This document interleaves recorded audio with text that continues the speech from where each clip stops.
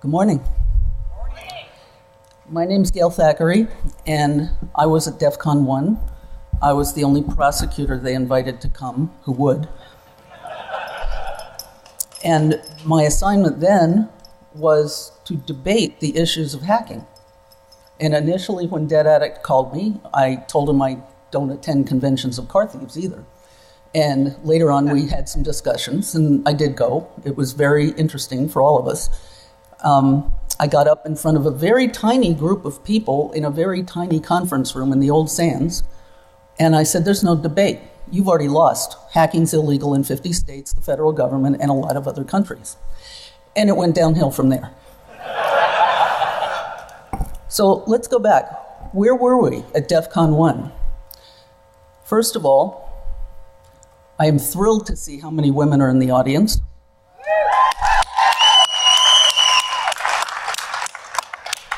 At DEFCON 7, Kevin Mitnick was still on the lam, and the FBI sent an agent to try and capture him if he showed up. And even though Spot the Fed was a big deal as late as DEFCON 7, and they spotted a bunch of feds and trotted them out on the stage, they never got the FBI agent. You know why? She was a girl. So what we had at DEFCON 1 were a bunch of cops who were suddenly confronting a world they knew nothing about. Cops were not using computers then. And we had a bunch of hackers, some of whom were doing exploratory, interesting stuff, some of whom were doing very expensive, destructive stuff, which is what led to the prosecutions of the late 80s and early 90s that got all the press attention and that started the debate and led to DEFCON, led to the formation of the Electronic Frontier Foundation. And I want to add, for those of you who think that we were always divided communities, I was an early card-carrying, dues-paying member of the EFF.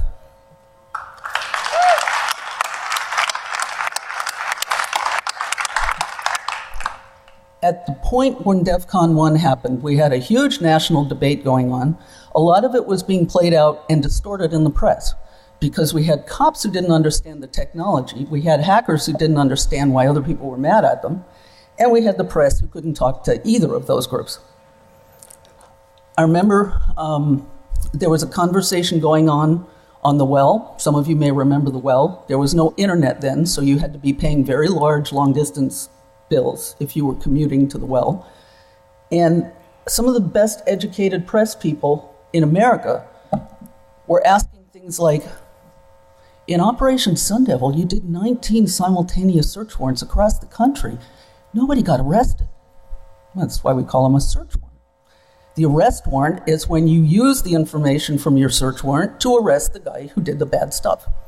We had different factions who could not communicate at DEFCON 1, and that's kind of what led to DEFCON 1, right? We were all really nervous. The hackers weren't necessarily cool with being in the room with the prosecutor. I did have to ask them not to commit any felonies in front of me.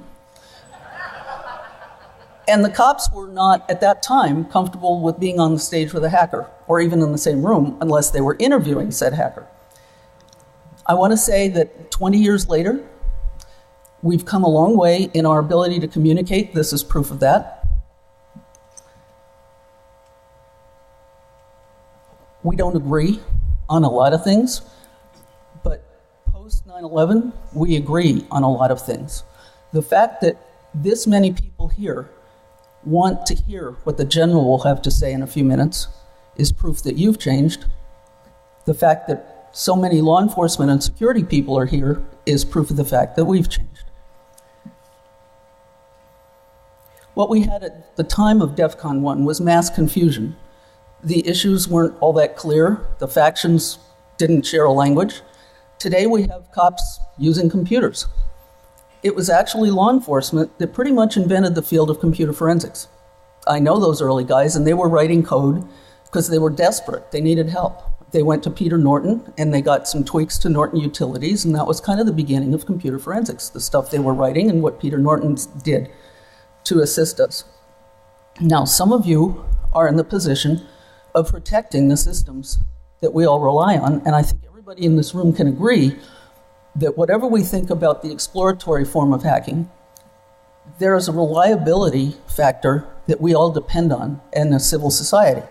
And that means that you don't take risks and endanger my stuff. And that was the fundamental divide we had at DEFCON 1. We're still debating it now. As Americans, I don't think most of you who are here are Americans, but we have a lot of foreign guests. As Americans, I don't think most of you would take kindly to a group of hackers from some other country shutting down any of our infrastructure, especially if it affects you.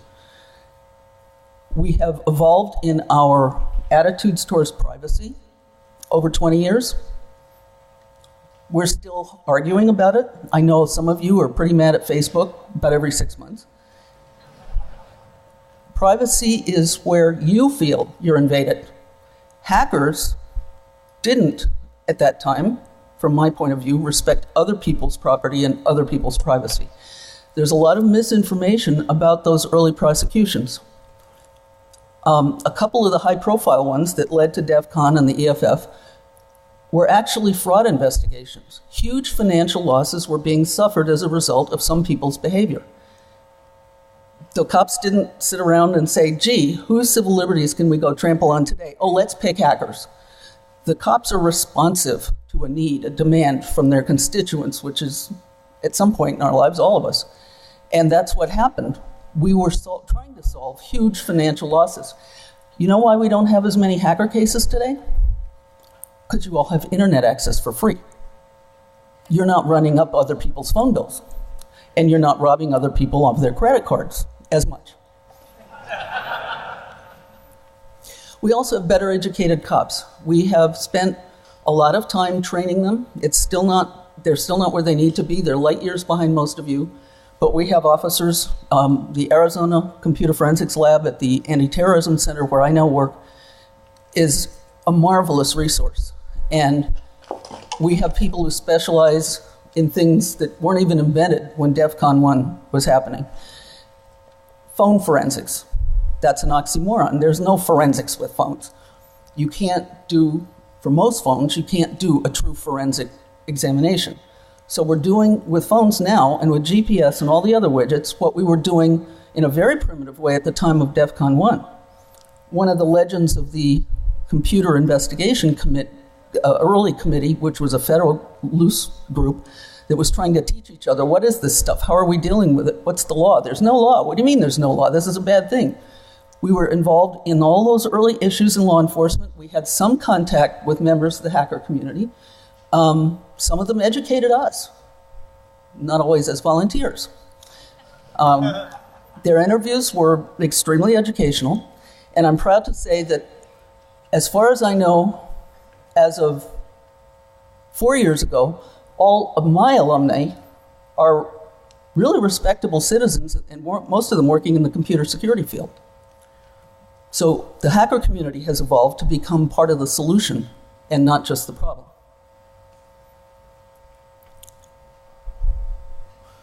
When we look at the evolution, and that's a common theme Dead Addict and I were talking about last night, the evolution of the whole community, not just DEFCON community, but the whole society around us, as the general will talk about, we have more stuff in common than we have disagreements about.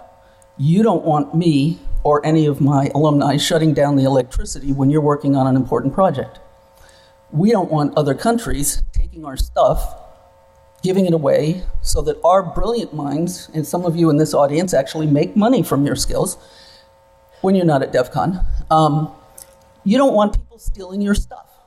You don't want people data mining your stuff and misusing it.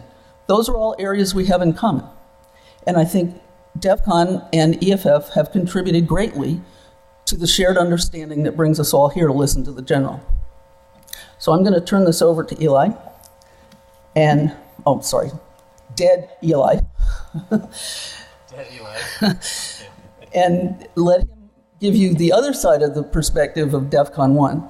Just think, when we were here the first time, half of you weren't born. Nobody had a computer except the people in the room who were not cops.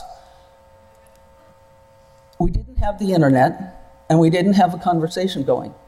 Look how far we've come in 20 years. Thank you.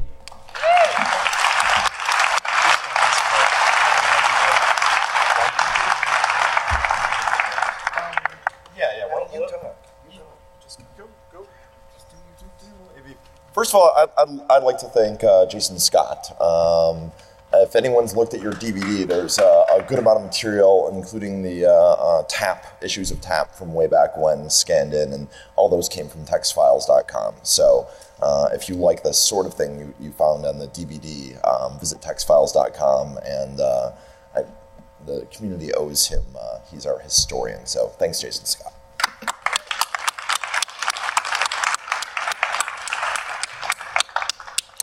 So I'd like to talk a little bit about some of the motivations at DEFCON 1 and why we brought people and groups together that hadn't been brought together before.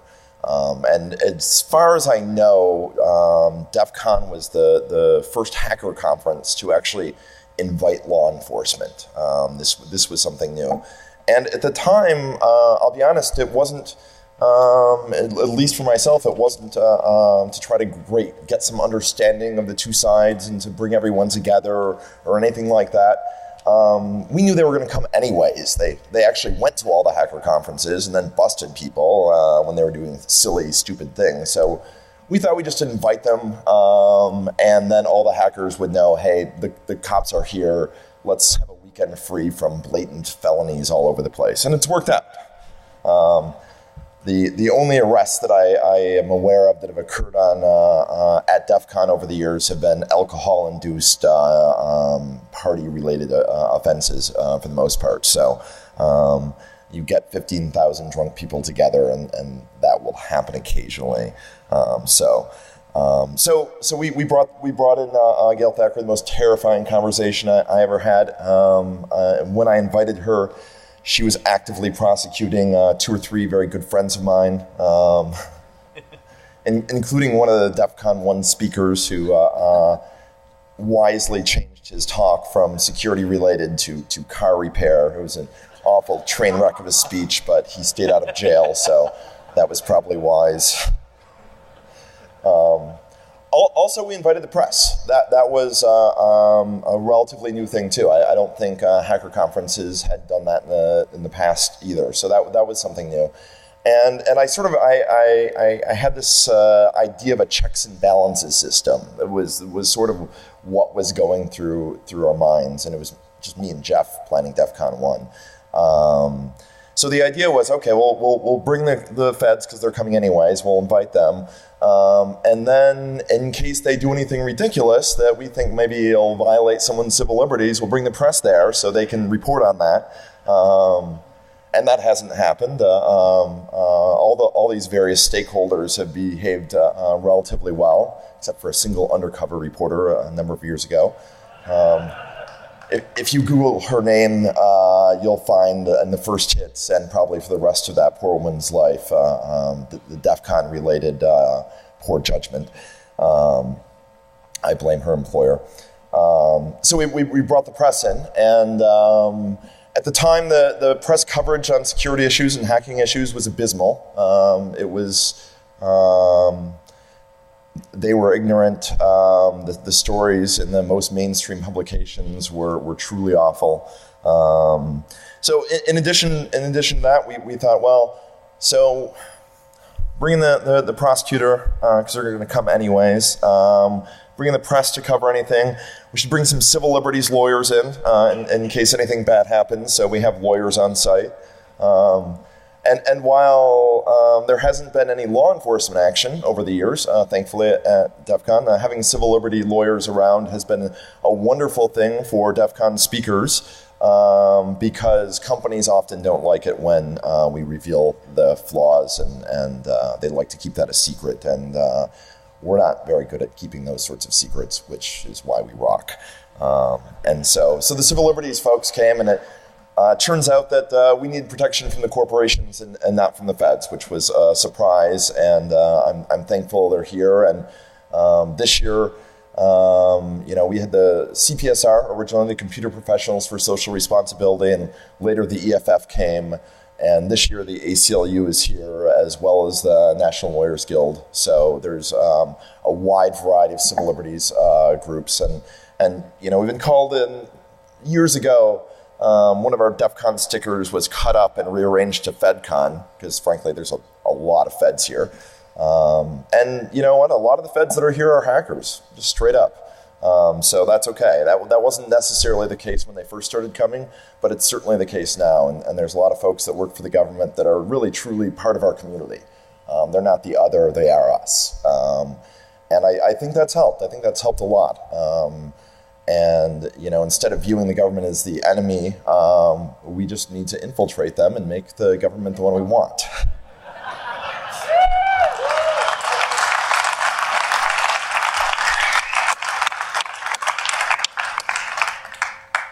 So the idea was a whole huge set of checks and balances, and it might have been a silly theory, and it turned out we didn't actually have to fear law enforcement as much as we thought we did. But also, I think letting everyone know, hey, this is a weekend to party and have fun and exchange information, and rampant, obvious criminal activity and multiple felonies, do that on Tuesday, you know.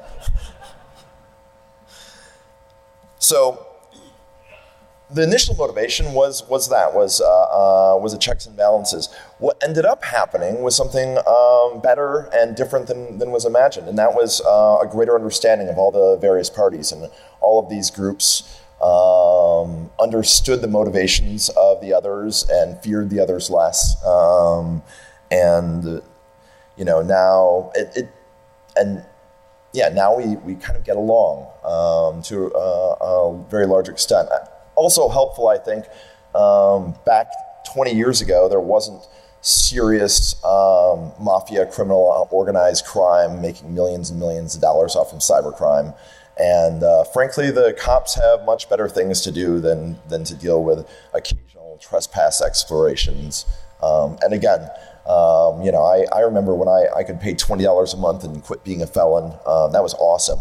I slapped down that $20 for an ISP the moment I could do that.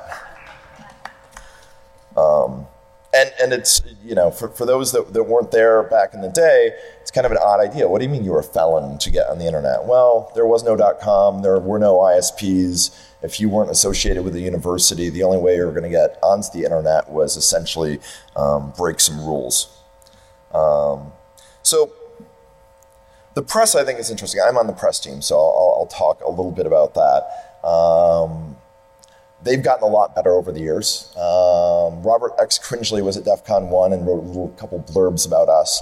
But over the years, the press presence has grown and grown and grown, and we're over 100 different media organizations are at DEFCON, including every major television network, et cetera, et cetera. I'll tell you who's not allowed, though. There is one segment of press that tried to get into DEFCON 1 and has tried over the years to get into DEFCON, local press. So Las Vegas, anything. I have nothing against the Las Vegas press. It's just generally, as a rule of thumb, local press sucks. So they don't need to come in, and we don't want an understanding with them. So I'm sorry if anyone here is with some local press somewhere. I'm sure you do a good job.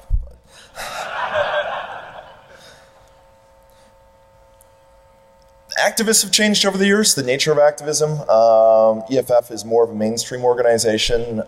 If you look at what they do, if you look at the contents of their activities, their lobbying, their lawsuits, all of this, it spans a huge, wide range of activities. And I thank everyone here for supporting them. And I found out yesterday that Gail was a member of the EFF, and I liked her even more when I found that out. So thank you, Gail. And what I really appreciate that actually is having people within the government and within the law enforcement have a deep understanding for the need of civil liberties, and that's important, and I'm really happy about that. Also, I want to mention something about government in general. People often refer to it as a single monolithic entity. And in fact, there's a ton of different pieces of government, and they have kind of competing agendas, conflicting agendas. For example, the Federal Trade Commission, which is, you know, what does that have to do with anything? Well, they actually hired one of us, and a privacy advocate and a technologist, and I think he's speaking right now, Christopher Soigan. And so there are federal agencies that have the same passion for activism and protecting consumers that some of us do. So, and then there's also the FBI, which, like I said, they're busy with actual, real, scary cyber crimes and nation states and whatnot. The NSA, and I'll briefly mention this. I was going to talk about how our interests are overlapping, and yes, many of us fear the NSA in some ways. There's secrecy and things unknown about both their surveillance capabilities and their offensive capabilities. So in some ways, we have interest in offensive capabilities too. So there's an interest we share in common. But more than that, they have a leadership role in protecting our infrastructure. And, everyone wants an internet so they can play on it. And, they've supported Linux SE. They've supported various hardening guides and want our overall infrastructure to be secure and want to share knowledge to help shore up vulnerabilities. And so in that way, and I'm very happy, the more public they are with this and the more open they are with that, I think the better defensive posture everyone has. So I think I'm running out of time. Thank you all, and enjoy your DEF CON.